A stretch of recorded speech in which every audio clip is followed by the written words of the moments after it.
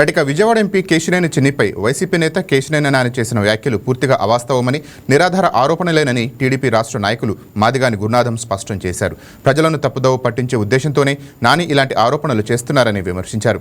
గతంలో నాని చేసిన అక్రమాలు, స్కామ్లకు సంబంధించి న్యాయపరంగా విచారణ జరిపితే ఆయన చేసేవన్నీ బయటకొస్తాయని చెప్పారు. విజయవాడ చరిత్రలో ఒక మాలవ్యలాగా అత్యంత ఒక స్కామ్, బ్యాంక్ స్కామ్ సంబంధించినటువంటి 120 కోట్ల రూపాయల యొక్క విషయాన్ని నిగ్గుదేల్చాలనేటువంటి అంశం ప్రజలందరూ కూడా అడుగుతూ ఉన్నారు.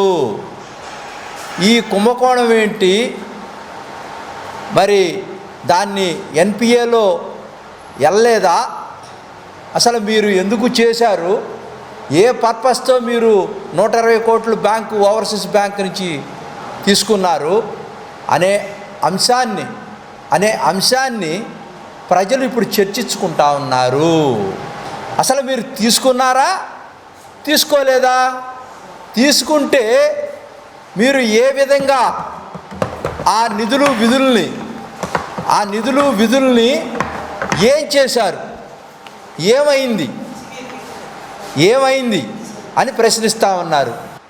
గొడ్డలి పార్టీ ఏ విధంగా నాని గారి ద్వారా ఈ యొక్క అరాచకాలు, బ్యాంకుకు సంబంధించినటువంటి ఎన్పిఏలోకి పేదవాడు ఒకళ్ళు ఉన్నారంటే, లేకపోతే ఆటో వాళ్ళు, లేకపోతే ఇంకా సన్నకారు చిన్నకారు రైతులు లోన్లు తీసుకుంటే వాళ్ళని నానా యాగి చేసి ఇబ్బందులు పెట్టేటువంటి బ్యాంకు వాళ్ళు ఇప్పటికి 11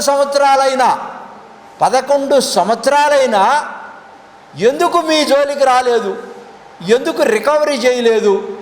ఇది పెద్ద ప్రశ్న. మీరు చెప్పాల్సినటువంటి బాధ్యత ఇప్పుడు